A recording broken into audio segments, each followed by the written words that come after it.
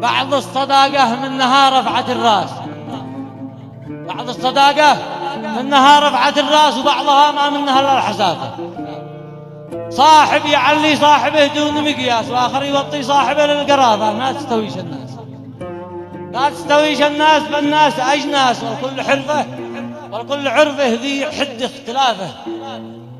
أصحاب تجلي عنك الضيق والياس، وأصحاب تتمنى لضيقك كثافة، وأصحاب في وقفاتهم قوة الباس، وأصحاب ما وقفاتها الله مخافة. أصحاب لجلك تشرب السم في الكاس، وأصحاب ما تصحب سوال الضرافة.